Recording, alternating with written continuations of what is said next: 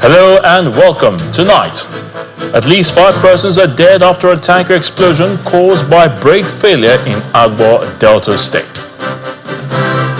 Bandits strike again in Katsina, killing the chairman of Nigeria-Niger and 2 other persons in Kusada local government area of the state.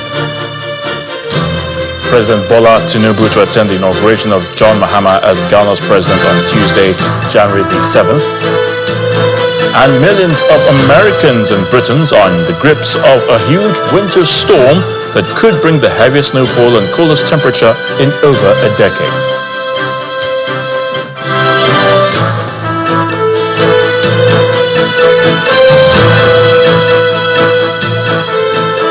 We begin from Delta State, where at least 5 persons have been confirmed dead, with 3 others sustaining various degrees of injuries after a fire incident caused by a fallen diesel tanker in Agbo, in the Ika South local government area of Delta State. Now, the diesel tanker reportedly suffered a brake failure and fell at a traffic light junction and exploded into a ball of fire, killing the victims.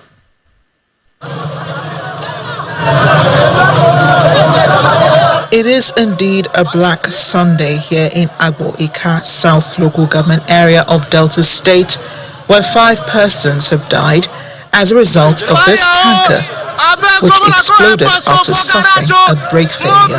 Traffic light, they wanna go help us.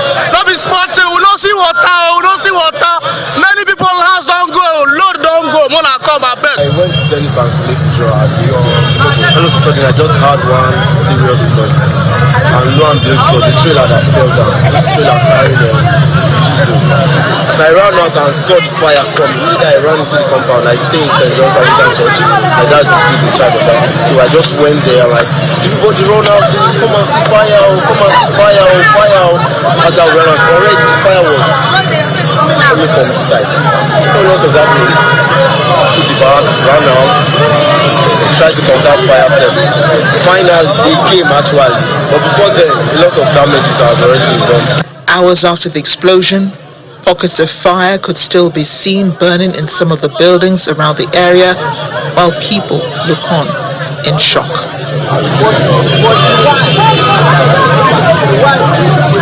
3 persons were said to have suffered various degrees of injury in the explosion and the resultant inferno. The Delta State Governor, Sheriff Oborowori, has commiserated with the Ika South local government area and the people on the tragedy. In a statement by his Chief Press Secretary, Sir Festus Ahon, the governor described the fire incident as horrifying and prayed for the speedy recovery of those injured and succor for those who have lost loved ones in the unfortunate incident. He has also directed the State Ministry of Health, the State Emergency Management Agency, and other relevant authorities to expedite action by providing immediate support to victims of the incident. The acting chairman of the Katsina State chapter of the Miyetti-Allah Cattle Breeders Association of Nigeria, Alhaji Surajo Amadu Rufai, has been killed by suspected bandits. Now, eyewitness accounts told Channels Television that 2 other persons were killed in Meirana village in Kusada local government area of the state on Saturday. The hoodlums also kidnapped the Alhaji Rufai's 2 wives, along with his daughter, an undergraduate in one of Nigeria's public universities. Now, the police spokesman in the state, ASP Abubakar Sadiq, who confirmed the incident in a statement, explained the suspected bandits invaded the residence of Alhaji Rufai, shooting him and kidnapping his wives and daughter. He maintained that upon receipt of the report, promptly, police operatives led by the DPO of Kusada responded to the scene, and immediately the victim was rushed to the hospital, where he was confirmed dead by the doctor on duty.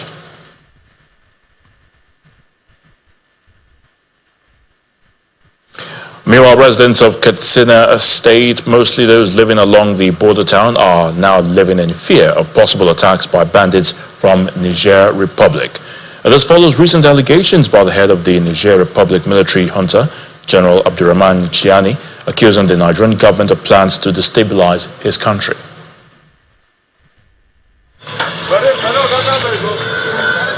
This is the border between Nigeria and Niger Republic in Katsina State. Both countries have shared common ties for several years until recently, when Niger's democratic government was toppled by a military junta. With their relationship appearing to be frosty, it seems suspicions have also crept in. The head of Niger Republic military junta, General Abdurrahman Chani, in a viral Christmas Day interview, accused the Nigerian government of plans to destabilize his country. He also accused France of aligning with the militant group in the Lake Chad region to undermine Niger's security, allegedly with Nigerian government in the know. The Nigerian military has reacted to the allegations. No community should allow any unauthorized person to come and stay with them. It is wrong. They are non-Nigerians. They have no room to. They shouldn't stay anywhere in Nigeria. You can imagine that even Niger Republic is accusing them we are using Lakurawas against them. Meanwhile, we're here killing the Lakurawas. So those are the dynamics. So that's why it's dangerous. We should never allow any unauthorized person come into our community. If we see them, we should not hesitate to report so that action will be taken quickly. But residents in the border communities in Katsina State are afraid the historical ties between Nigeria and Niger Republic could be under threat. If care is not being taken into consideration, there is going to be a serious consequences, both the security and economy of both Niger and Nigeria, not even the northern part of the country. The residents call for an amicable solution through diplomatic engagements between the Nigerian and Nigerian governments. When you look at wherever the crisis and conflict are in the world, from the Gaza, Palestine, to Syria, and the Lebanon, and whatever, you find out that the more there is no this harmony between the two countries that are closer, the more dangerous the relationship is in terms of security, in terms of economy, in terms of almost everything.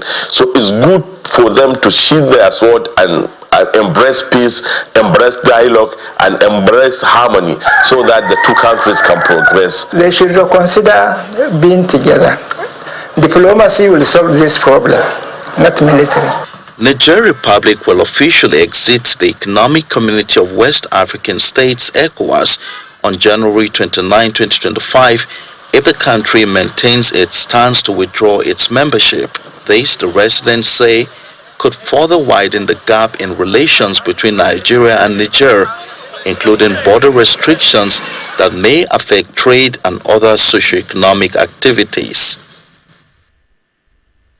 Staying with security, the military says it is exploring ways of harnessing skills of law-abiding citizens engaged in local production of firearms and military-grade equipment, even as it is committed to stamping out the production and circulation of illegal arms in the country. Now, the Chief of Defense Staff, General Christopher Musa, announced this in Jos during an operational visit to the frontline troops under Operation Safe Haven in Plateau State.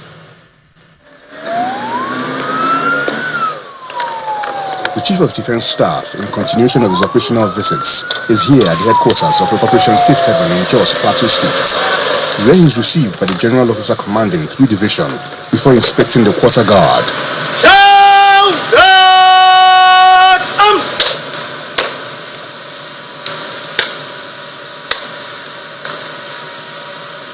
The Chief of Defense Staff thereafter proceeds to Sector 8 of Operation Safe Haven in Mangu for the inspection of military hardware and operational equipment in the forward operating base. Taking the fight to criminals with the aim of flushing them out is the thrust of the visit, as the CDS assures that additional resources, including advanced weaponry, vehicles, welfare improvements, will be provided to further enhance operational capacity of troops. This is 2025. The mandate now is to go and look for them wherever they are. Let us make Nigeria peaceful. Is that clear? Yes, sir. Are we ready to do that? Yes, sir. All right, so I'm counting on all of you. And I promise you more goodies are going to come around. We'll discuss with your commanders on how to also enhance your welfare. As part of the inspection, General Musa reviewed the cache of locally made arms and ammunitions confiscated from areas of operations by troops as he considers engaging the skills of these manufacturers of such arms at the Defense Industries Corporation of Nigeria. We want to use this medium to also advise them that they should not allow themselves to be used negatively. Each of them that has this talent should come out openly. We'll take him with DICOM, we'll connect him, give him a platform for him to also come and present himself and be able to do what he can. God has given them talents to use. Although the Chief of Defense Staff emphasized the importance of professionalism, discipline and respect for human rights in the conduct of military operations, he acknowledged the efforts of troops in maintaining peace and security in the areas of operations despite numerous challenges. And there's more on security. It's over a decade when Boko Haram insurgents first launched deadly attacks on the northeastern state of Nigeria, with several lives and property lost. Our relative peace has, however, returned to all parts of Damaturu, the Yobe state capital, with no case of attacks in the city in the last 7 years. Our next report looks at the return of peace to the area and how this is impacting economic activities there. This is Damaturu, the capital of Yobe State that was once known for frequent attacks by the Boko Haram insurgents. It is 11 years now. This eyewitness narrates his experience about the activities of insurgents. We lost all of our belongings and loved ones in that period. And up to this moment, we are still recovering. We are in the recovery process, which the Yobe state government has actively participating in the recovery process, which is yielding a positive result. Kudos to the Joint Military Task Force as relative peace permeates the state capital in the last 7 years without recording a single attack. Buying and selling in Damaturu Sunday Market, the popular Bayan Tasha Market, night business, otherwise known as Kasuwa Day, now thrives in addition to free movement of persons and goods. Some of the businessmen and women who fled the state following the attacks have now returned. Before we cannot come out and say, but now we thank God. God already take control. Now we can come out and say, even reach night. The government are trying. We thank the governor, we thank the president. All of them are doing the right thing. At least we pray that this 2025 will be a different year for us. Observance of religious activities are carried out peacefully without any fear of attack, unlike in the past when prayers hold under heavy security protection. The success story is attributed to vital information from the residents as well as sustained commitment of security operators. We can now freely go to our churches for worship.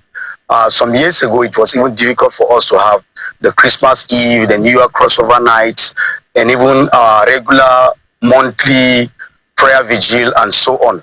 But I can attest to the fact that of recent, we have enjoyed that peace, that we can come out even for our night programs. In fact, most of the churches in Damaturu on the 31st of December had a crossover service night where we were in church till past midnight. There is tremendous improvement in the security situation, and we must give credence to the Nigerian security personnel who have worked tirelessly to see that peace has been restored in Damaturu.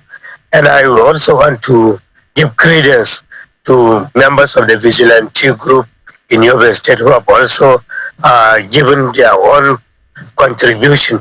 The security advisor to Governor Memalabuni charges the troops to sustain the tempo as he speaks on the expected security operations in the state in the new year. In 2025, the military should expect to confront greater challenges from Boko Haram. And the military must buckle up and be ready to take the battle to the insurgents. It is only by so doing that the relative peace we are enjoying now can be sustained. As the year 2025 is ushered in, the residents are hopeful that the remaining pockets of attacks in some parts of the state will be effectively countered by the military. In part two, after the break, Nigerians mark the first Sunday of the year 2025 with church services filled with thanksgiving and expectations for a brighter year. Please stay with us. Welcome back. If you've just joined us, you're watching the News at 10 on Channels Television. A reminder of our main stories. At least 5 persons are dead after a tanker explosion caused by brake failure in Agbo, Delta State. Bandits strike again in Katsina, killing the chairman of Miyetti Allah and 2 other persons in Kusada local government area of the state. President Bola Tinubu to attend the inauguration of John Mahama as Ghana's president on Tuesday, January the 7th.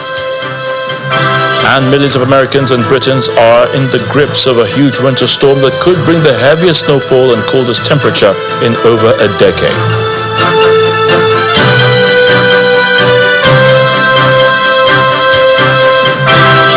President Bola Tinubu is to travel to Accra, Ghana on Monday, January the 6th to attend the inauguration of President-elect John Mahama, which is to take place on January the 7th this year. According to the statement by the Special Advisor on Information and Strategy, Bayo Ononuga, President Tinubu's trip to Accra is at the invitation of the President-elect, who had visited the Nigerian leader earlier in December. President Tinubu, as chairman of the ECOWAS Authority of Heads of State and Government, will join other African leaders at the ceremony. The Minister of State for Foreign Affairs, Mrs. Bianca Odumegu Ojukwu, and other senior government officials will accompany President Bola Tinubu on the trip. Meanwhile, President Bola Tinubu has commended the governor of Enugu State, Peter Mbah, over his development strides, stating that the governor has done a fantastic job so far. The president gave the commendation during a one-day state visit to Enugu on Saturday, where he commissioned some of the numerous development projects executed under Governor Mbah in the last 19 months. Grand Commander of the Federal Republic.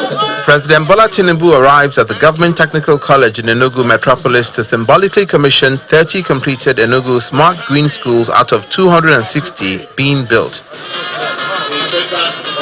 The president then commissions the schools while commending the governor's initiative and commitment to sound and quality education.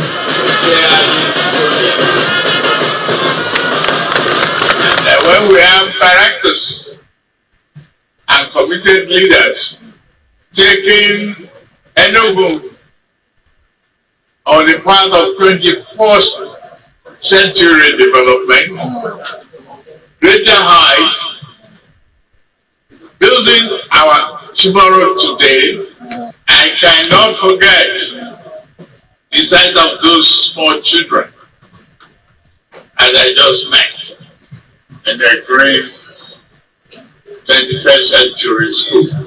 Similarly, the president is impressed by the completion of 90 urban roads in Enugu City, the multi-auditorium Enugu International Conference Center, and a cutting-edge command and control center. This command and control center, a center that is designed to help us respond and to fight crime, nip it in the bud with the 21st century technology, with all the AI and thermal equipment, and to see the vehicles, gadgets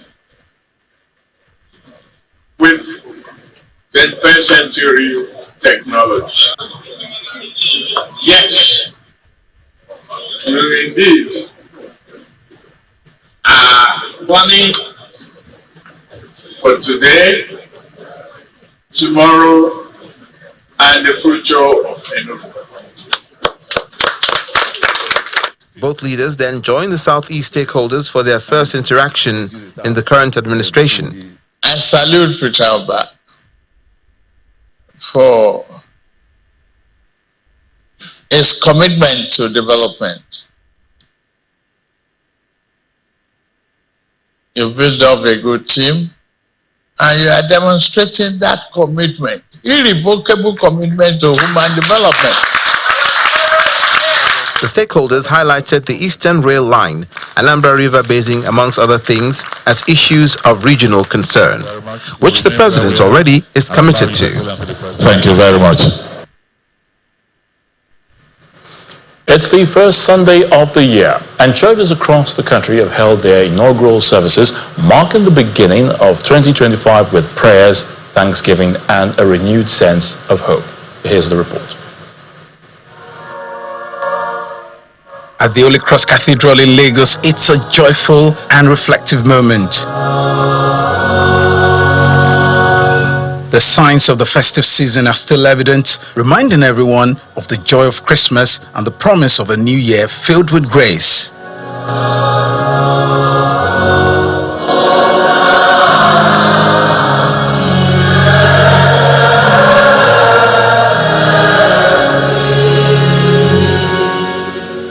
Worshippers gather to celebrate the solemnity of the Epiphany of the Lord, a significant feast in the Catholic Church calendar.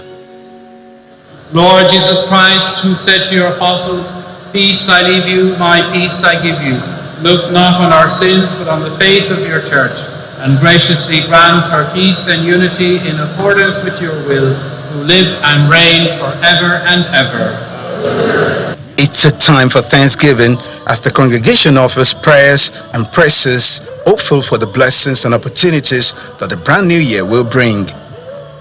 We have expectations, we have high hopes, and we know we keep on remembering our leaders in our prayers. Well, the citizens of Nigeria, we should tie our belts very tight and be prepared for a jolly good ride. Because it's the beginning of the year and anything is possible, and everything is possible for us this year. We must be grateful, and we must also be aware of the fact that there are things that we need to do as a people in order to make our lives better. First of all, government has a big important role in order to create welfare of citizens. And we hope that the policies that are being developed will be developed in such a way as to take the day-to-day well-being of people into consideration, as well as we look towards the long-term solution to problems. Still in Lagos at the Kingsway International Christian Center, KICC, Maryland, the atmosphere is also filled with faith and expectations.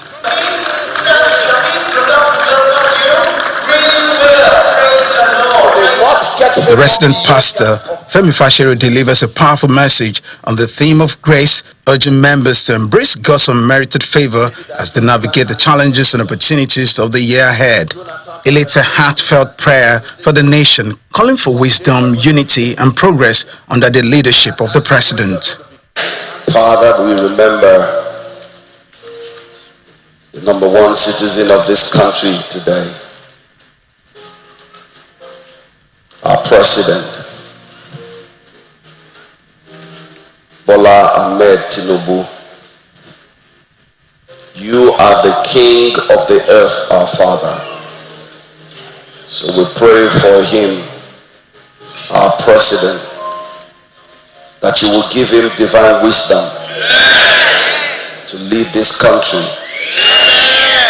The congregants at KICC are equally optimistic about what lies ahead in 2025. I'm happy to witness the first Sunday of the year. It's been exciting, and I'm hearing the good message from the man of God, more ways to win. We are hopeful with the theme of the year from our senior pastor that says all round grace. We're expecting good this year for promotion, for goodness, for good health, and I pray that God will make this year a better year for us. Away from Lagos, at the Federal Capital Territory, the primate of the Anglican Church is calling on the federal government to address the plight of Nigerians as the key priority for the year 2025. It was represented by the sub-dean of the Anglican Church, who highlighted the need for the nation's leaders to reflect on the life of Jesus Christ and the heart of service to the people.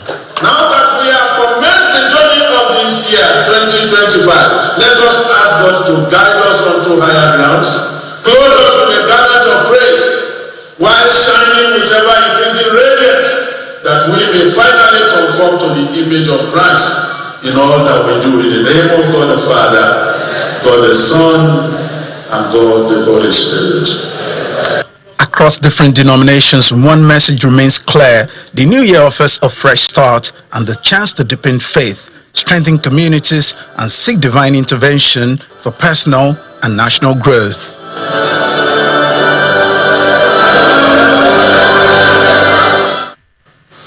In Kwara State, Governor Abdurrahman Abdurrazak has stressed the need for parents of physically challenged and vulnerable children not to hide their talents, but encourage them in order to be useful to the society and themselves in the future. The governor made the call at the New Year get-together held for the physically challenged and autistic children in Ilorin, the Kwara State capital. In the spirit of the season, some physically challenged and vulnerable children are hosted to a New Year feast by the Kwara State government.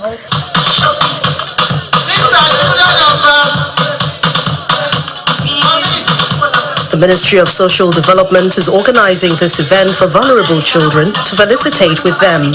We want those children to also feel the season, the festive season, and that's why we put this together with the help of His Excellency, the Executive Governor of Kwara State, Malam Abdurrahman Abrazak, to put smiles on their faces and also for them to, to feel the sense of belongings like any other children. We want their parents not to hide them. By hiding them, you are adding more to their problem.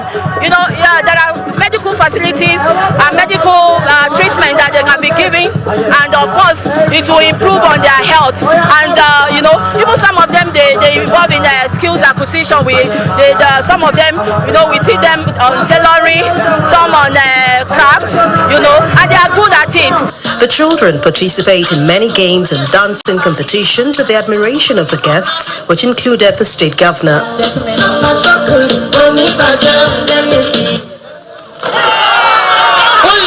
This child is full of gratitude for the opportunity, which she admits is worthwhile. I'm very happy and excited. I tell the government, thank you very much. The governor harps on the need to always encourage the children, not minding their challenges, and also to appreciate the caregivers who care for the children. We've come to celebrate and usher in the new year with children of various challenges, and also to encourage and support the caregivers, the civil servants who give them the support they need. Various prizes were later presented to the children and the caregivers for a job well done.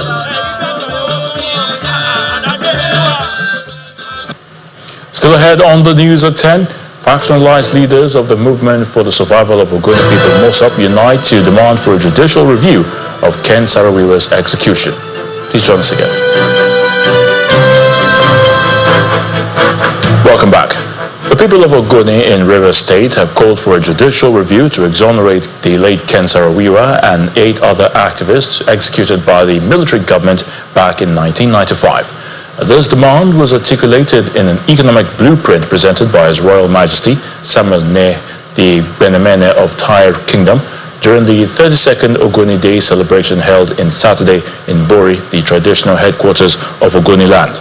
The event marked a historic reconciliation of the 3 factional leaders of the movement for the survival of the Ogoni people, MOSOP, signaling a united front for their shared cause. We celebrate the facts that for years, the movement for the survival of Ogoni people, MOSOP, an advocacy group championing the development and environmental rights of the Ogoni ethnic group in Rivers State, has been divided, operating with at least 3 parallel leadership structures.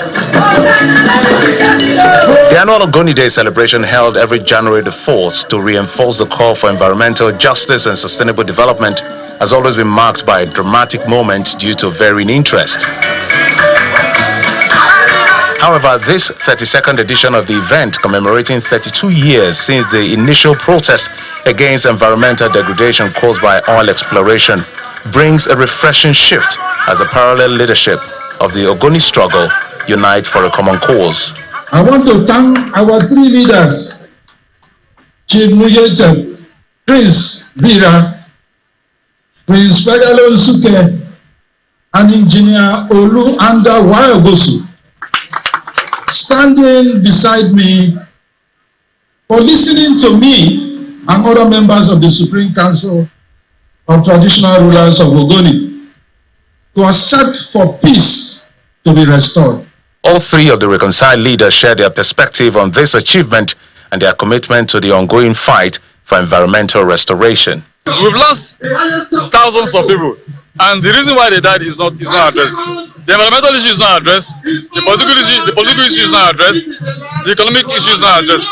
But fundamentally, we are currently dealing with the environmental issue. Even if we are dissatisfied with the process, but we believe that it can be refined and made better. I hope, and we are very strong, that the phase where we are, we must consolidate to bring in economic activities so our young populations can have what to do. The singular message is that Ogoni must now wake up to realize that you don't allow people to fight your fight for you. We've got to fight our fight. And the only way we can fight our fight is to know exactly what is wrong with us. In line with the enduring agitation, a comprehensive development blueprint is unveiled, including demands for a judicial review to clear the name of Ken Saro-Wiwa and others executed by the military government in 1995 and the posthumous national honors for them. The Ogoni people demand the following in line with our submission to Mr. President of the Federal Republic of Nigeria on the 15th of May 2024. The commencement of a judicial review to clear the name of the Ogoni great martyrs, Kenulebe Saro-Wiwa, and 8 others of his fellow martyrs, and granting posthumous national honor to the foremost martyrs of the Ogoni struggle, aka Ogoni 13. Since 1993, following disagreements and the subsequent exit of Shell Petroleum Development Company of Nigeria, the Ogoni oil fields within OML 11 have remained dormant with an estimated production capacity of 500,000 barrels of crude oil per day left untapped. The federal government, through HIPREP, is addressing the environmental issues. However, Mossop argues that much more is needed to be done to address resultant economic and health challenges associated with degradation.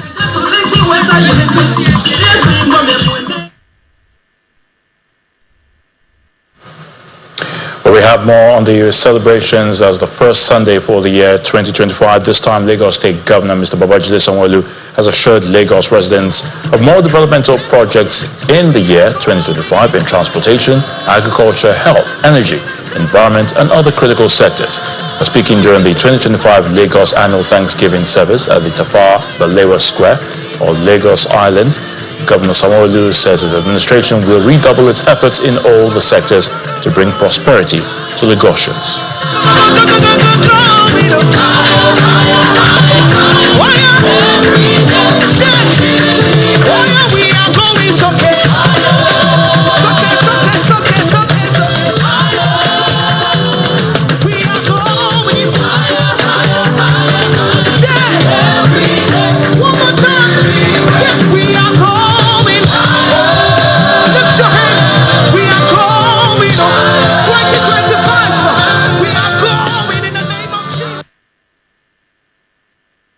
We've got a lot of work and responsibility to do to ensure that the dividends of democracy touches every nook and cranny of our nation and of course of our state.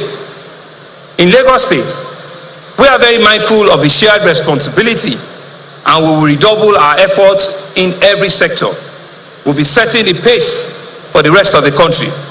We are keying into the Mr. President's renewed hope agenda, and by synergizing our own efforts with it, we'll ensure that peace, progress, and social economic prosperity are guaranteed for the good people of Lagos State.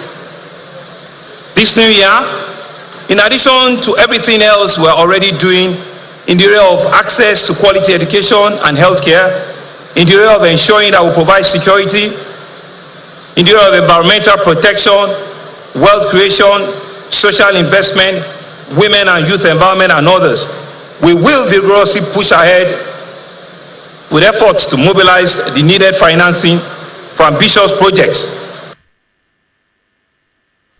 As the new year dawns in Nigeria, citizens are setting a clear agenda for the government with economic reforms, exchange rates, food security, and the ease of doing business topping the list of expectations in 2025.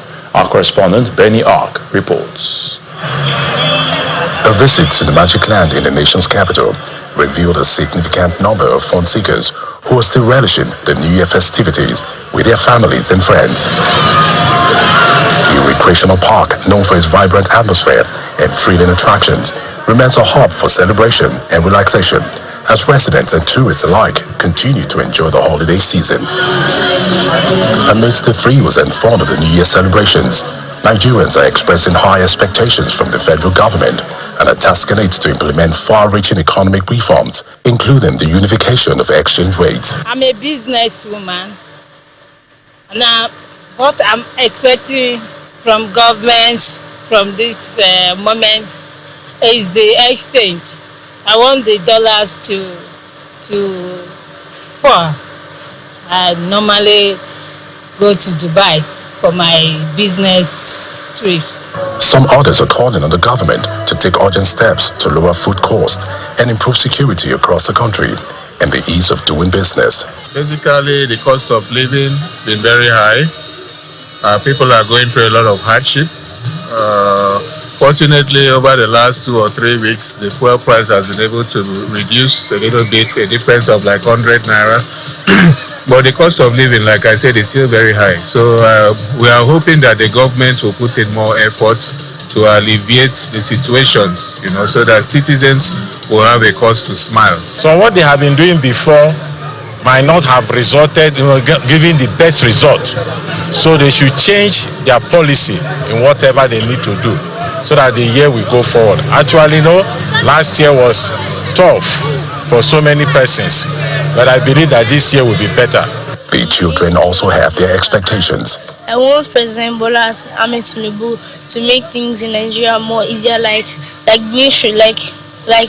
food stocks in the market should not be expensive, like just a bag of rice nowadays up to 100,000. I just want him to make I want him to make things easier. I expect President Tinubu to increase the security in Nigeria, because a lot of people are, getting kidnapped, getting killed and other stuffs, and the inflation in Nigeria is very much.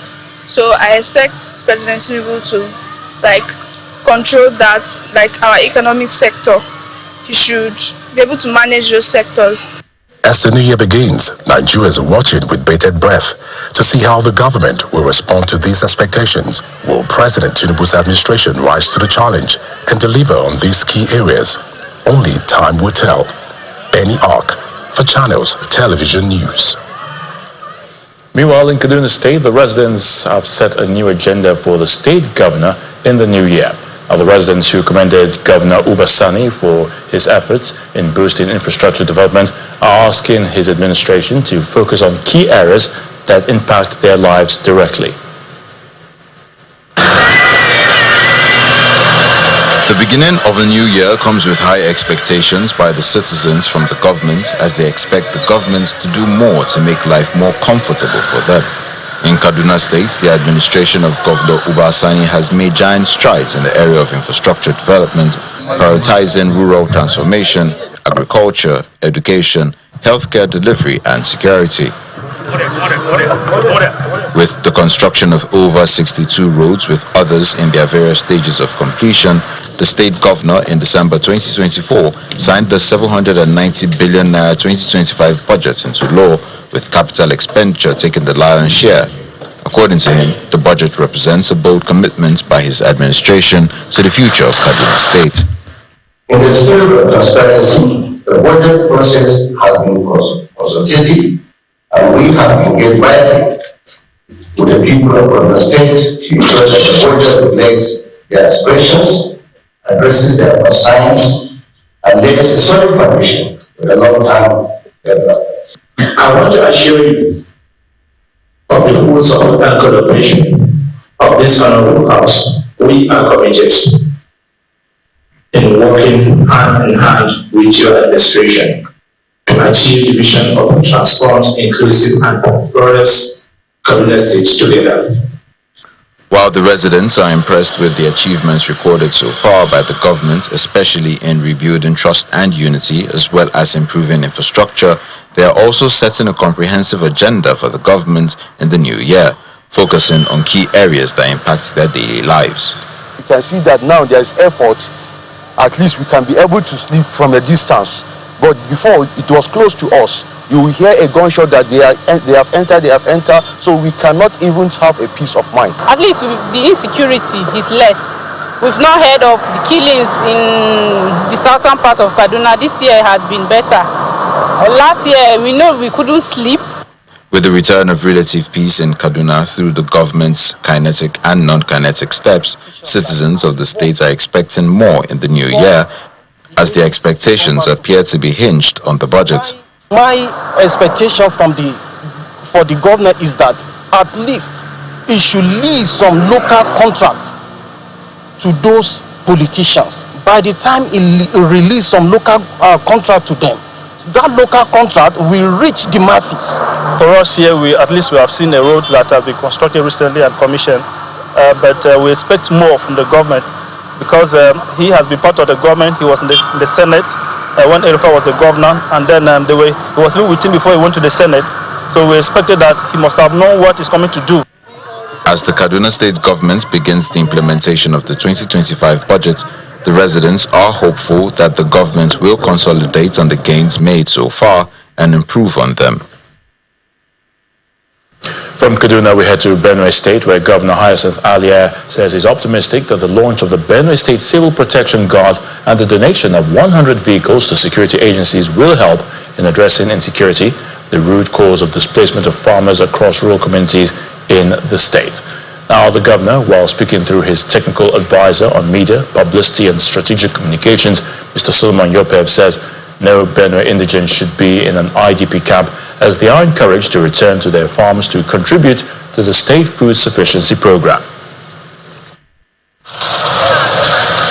Benjamin Anumbe is one of those displaced from Ukpiam, a rural community in Guma local government, but moved to the IDP camp, rented this piece of land to cultivate rice. During the planting season, it was not so safe to come out here at Ancha village for him and other farmers who planted other food crops due to persistent herdsmen attacks. We commissioned all these vehicles. With the launch of the Civil Protection Guard working to support rural farmers, the relative peace they now enjoy is being applauded. I came here from Makodi that I'm doing the work. I'm rent the portion that I'm doing the rice now. What I'm doing now is a rice that I'm harvesting it now. For now, there is peace. Everything has settled. We are carrying out our farming activities. Everything, as you can see now, I am here in my Egusi farm here with the children. Before now, Ancha village, located on kilometer 12 Lafia Makodi Road, was unsafe as 2 attacks claimed the lives of the village head and 6 others. The security situation, as confirmed by some farmers, has improved greatly with the measures adopted by Governor Alia as they now harvest their crops without fear of attacks. I farm rice, I farm yam here. Nobody disturbed me. Even the people that ran away from the herdsmen, they are coming back to farm. Governor Alia, through his media aid, highlights the gains of the launch of the guards and donation of 100 vehicles. Some of the IDPs are going to their farms, the ancestral farms. They farm there now. They go there, they apply fertilizers, they go there, they weed the farms, and then go to harvest. As you can see, presently they are harvesting their produce.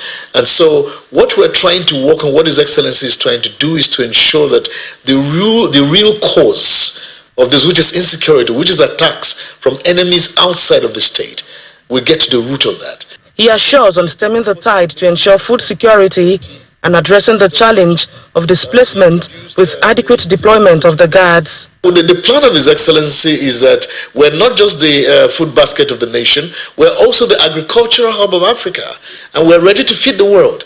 And it's these people that will go back to their ancestral homes and add their own value and contributions and will make their dream to come true.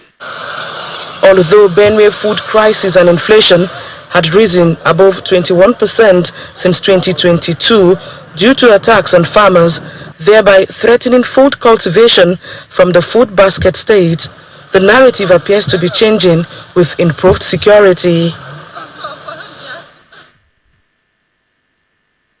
Now for some sports news. 2-time African champions Eyimba International have finally recorded their first win in the CAF Confederation Cup Group D after 4 games earlier today.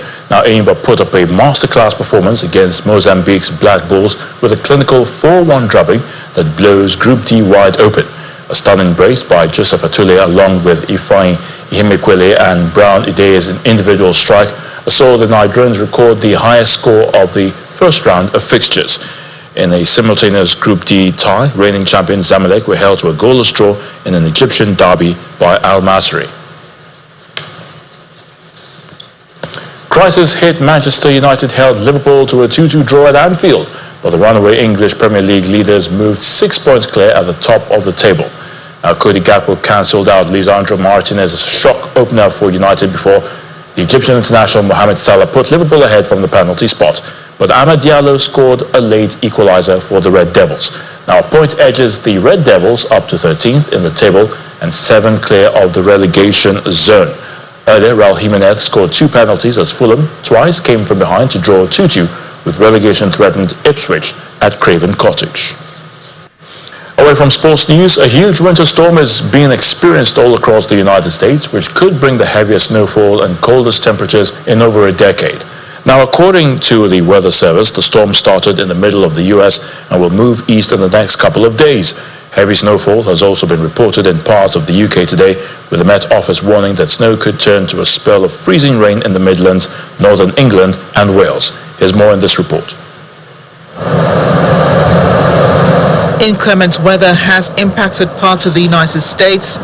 In North Platte, Nebraska, the National Weather Service sent out an advisory on Saturday, warning that travel conditions will deteriorate due to ice and snow-covered roads. A lake effect snow or snow that occurs when cold air moves across the open waters of the Great Lakes impacted Syracuse, New York as well. A blizzard warning has been issued for portions of central, south central, southwest, and west central Kansas due to severe weather. The National Weather Service has urged people to delay travel due to the treacherous and potentially life-threatening conditions.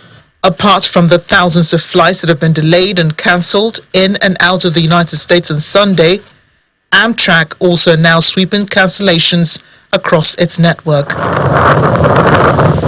Major cities in the Midwest and eastern U.S. are in the path of the snow, with heavy accumulation expected in Washington, D.C. and Indianapolis, Indiana. Kansas City, Missouri, which is under a blizzard warning, could see more than 8 inches of snow. Heavy snowfall caused an avalanche in Utah that was captured in dramatic video released by the Utah Department of Transportation. Local media reports that up to 5 inches of snow per hour fell around Cottonwood Canyon area, sparking the avalanche and briefly stranding skiers.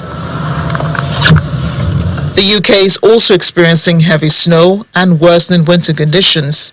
In Yorkshire on Sunday, residents woke up to heavy snow as authorities put weather warnings in place across the region. More than 12,000 homes across the north of England are without power amid freezing temperatures. The UK's National Meteorological Service reported that sleet, heavy snow and thawing could lead to flooding in places, and that up to 30 to 40 centimeters of snow is possible. The Meteorological Office also warned the snow could turn to a spell of freezing rain in the Midlands, northern England and Wales. The danger of rain droplets hitting the surface and instantly freezing make your road surfaces slippery and extremely dangerous. Heavy snowfall also forced the temporary closure of runways at Manchester Airport on Sunday morning. Runways were reopened several hours later after snowplows worked to clear the tarmac, but delays to departures and arrivals were still expected. Heavy snow also left a white sheet over some southern parts of Ireland, following heavy snowfall overnight and throughout the day. There was also plenty of snow across the other parts of the British Isles, with snow falling over parts of Scotland, England and Wales.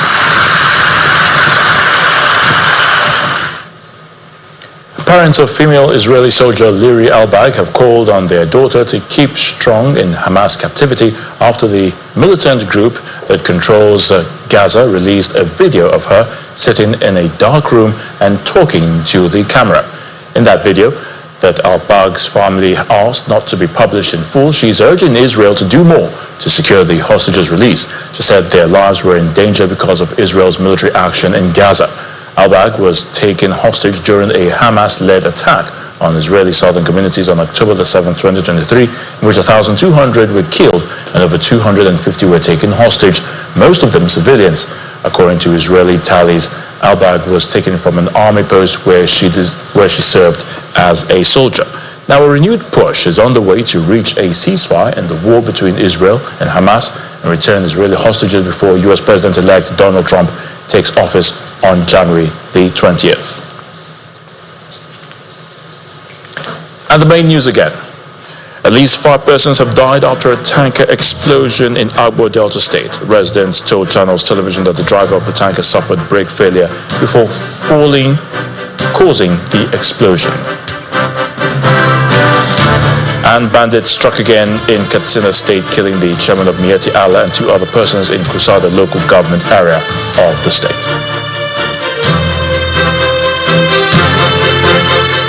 Last thing is at 10 tonight. Thank you so much for watching. I'm Ayotunde Balogun. From everyone here, you have a good night.